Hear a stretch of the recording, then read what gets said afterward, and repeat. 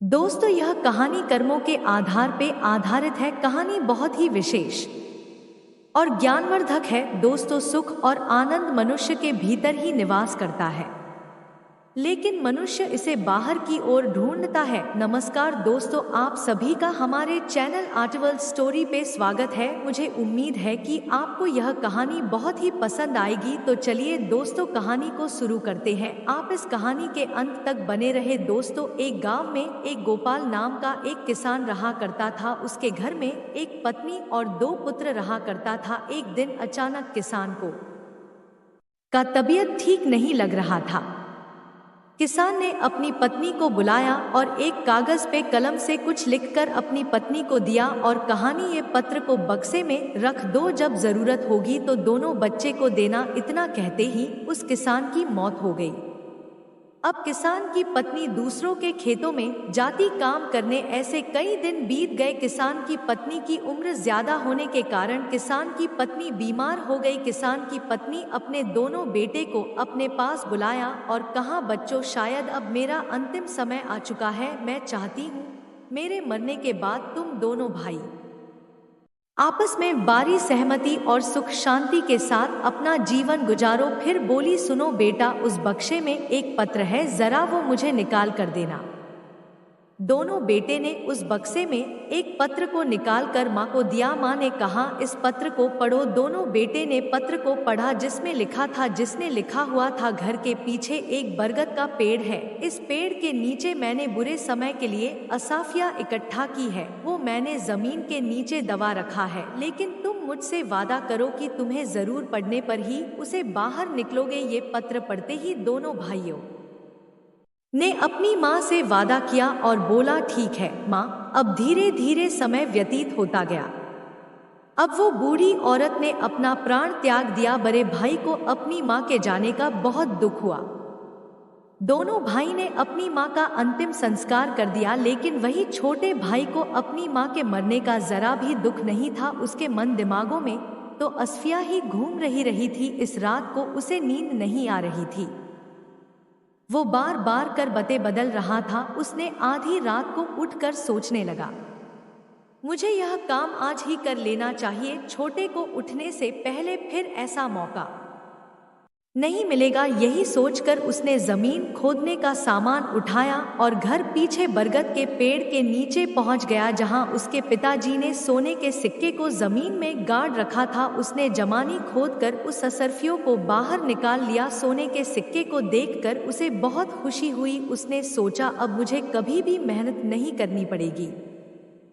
उसने तुरंत ही सोने के सिक्के से भरे घड़े को बाहर निकाला और दूसरे पेड़ के नीचे गाड़ दिया और जल्दी से छोटे के उठने से पहले घर पहुंचकर चुपचाप उसी जगह पे लेट गया। जब सुबह हुई तो छोटा भाई जोर जोर से अपने बड़े भाई को आवाज लगाने लगा। बड़ा भाई बोला, क्या हुआ छोटे? तभी छोटा भाई बोलता है, भैया आप मेरे साथ चलो, जहां हम लोग ने सर्फिया गाड़ी थी वहां कुछ भी नहीं है। जमीन खुदी हुई पड़ी है, किसी ने सर्फिया निकाल ली है। मुझे लगता है किसी चोर ने सारी सर्फिया लेकर भाग गया है। तभी बड़ा भाई बोलता है, छोटे, इस सर्फिया के बारे में सिर्फ मुझे और तुझे पता था, तो चोर को कैसे पता लगा? इसका मतलब चोरी किसी दूसरे ने नहीं, चोरी तुमने की है। तभी छोटे ने रोते रोते कहा, भैया ये आप क्या बोल रहे हो? बड़ा भाई छोटे भाई को घर से निकलने का तरकीब सोचा और बोला, छोटे, सारे सर्फिया मुझे दे दो, नहीं तो आज के बाद मेरे घर के रास्ते तुम्हारे लिए हमेशा के लिए बंद हो जाएंगे। छोटे रोते रोते बोला, ठीक है भाई, मैं इस गांव को छोड़कर ही चला जाता हूँ। छोटा भाई रोता रोता वहां से निकल पड़ा। चलते चलते उसने सोचने लगा, मैंने ये सर्फिया चोरी नहीं की और पता नहीं बड़े भैया को हमले विश्वास क्यों नहीं हो रहा है। फिर उसके मन में अचानक से यह सवाल आया, सर्फिया के बारे सिर्फ मुझे और बड़े भैया को ही पता था, कहीं ऐसा तो नहीं सारे सर्फिया बड़े भैया ही हड़पना चाहते हो, इसलिए सारे इल्जाम मेरे ऊपर डाल दिए होंगे। सोचते सोचते रात हो गई। तभी वो एक पेड़ के नीचे बैठ गया। तभी उसे किसी की आवाज सुनाई देती है। वो पास जाकर देखता है तो उसे पता चलता ये सारे डाकू हैं। जो किसी के यह से डाका डाल कर आए हैं और अपना आधा आधा हिस्सा लगा रहे हैं। तभी डाकू की नजर छोटे पे पड़ती है।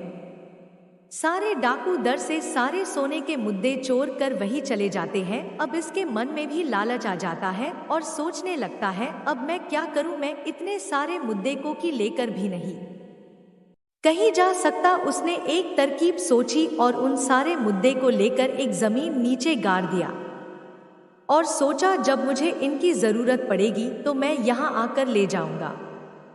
तभी उसने थोड़ी दूर ही आगे बढ़ा, क्या उतने देर में ही उन डाकुओं ने इसे घेर लिया और बोला, बताओ तुमने मुद्दे कहाँ रखे हैं। तभी यह लड़का डर जाता है, लेकिन उसने बहुत बहादुरी से काम लिया। उसने कहा, मेरे पास तो कुछ भी नहीं है, लेकिन मैंने वहां पे एक गड्ढे के नीचे बहुत सारे मुद्दे देखे हैं। सारे डाकू जाकर वहां से सारे मुद्दे लेकर अपने ठिकाने पे ले जाने के लिए जैसे ही वहां से रास्ते के लिए निकलता है, तभी डाकुओं के सरदार बोलता है, इस लड़के को भी अपने साथ ले चले, इसकी बलि चढ़ाएंगे माँ काली कोड़ोट। वो लड़का घबरा जाता है, लेकिन वो चुपचाप उस डाकुओं के साथ चल देता है। डाकू जब अपने ठिकाना पे पहुंचता है तो छोटे धीरे धीरे सरदार का मन जीत लेता है। सरदार को इस छोटे पे सारे डाकुओं से ज्यादा भरोसा हो जाता है। एक दिन छोटे ने सरदार से कहा, सरदार जी मेरी माँ बीमार है, मुझे एक हफ्ते के लिए घर जाना है। सरदार जाने के लिए इजाजत दे देता है। जैसे ही छोटे वहां से निकलते ही घर के बजाय उस नगर के राजा के महल की ओर चला जाता है। जैसे ही राजमहल पहुंचता है तो राजा को सारी बातें बता देता है और बोलता, महाराज आप मेरे साथ 100 सैनिक को भेज दीजिए, मैं उन डाकुओं का ठिकाना जानता हूँ। राजा ने 100 सैनिकों को उस लड़के के साथ भेज दिया। सारे सैनिकों ने मिलकर सारे डाकुओं को पकड़कर राजमहल में ले आया। राजा ने तुरंत ही सारे डाकुओं को फांसी की सजा सुना दिया। अगले दिन सारे डाकुओं को फांसी हो गई। राजा ने भरी सभा में निर्णय लिया, यह लड़का मेरे राजमहल का मंत्री बनेगा। छोटे अब राजा का मंत्री बन गया। धीरे धीरे अब समय बीतता गया। छोटे राजा का बहुत खास हो गया। राजा आंख बंद करके उस लड़के पे भरोसा करने लगा था। एक दिन राजा ने छोटे को अपने पास बुलाया और कहा, छोटे क्या तुम लड़की से शादी करोगे? यह सुनकर लड़का बोला, जैसा आपको ठीक लगे, आप बोलेंगे तो मैं शादी के लिए तैयार हूँ। कुछ दिन बाद ही छोटे की शादी उस राजा की बेटी के साथ हो जाता है और राजा अपना सारा प्रॉपर्टी छोटे के नाम करके वो खुद तीर्थ यात्रा पे निकल जाता है। इधर छोटे का बड़ा भाई अपने पिताजी के सारे पैसे को गंदे कामों में उड़ा रहा था। उसे जुआ खेलने की लत लग चुकी थी। वो अपने गांव घर में बदनाम हो चुका था। अब उसके पास खाने को अन्न तक नहीं थे। दोस्तों, जो जैसा कर्म करता है उसे वैसा फल भी मिलता है। हम नसीब से ज्यादा कुछ भी नहीं कर सकते हैं। इसलिए दोस्तों, हमें अपने मेहनत और ईमानदारी पे भरोसा रखना चाहिए। दोस्तों, यदि आपको मेरी कहानी पसंद आई हो तो हमारे चैनल को सब्सक्राइब जरूर करें। धन्यवाद दोस्तों, राधे राधे।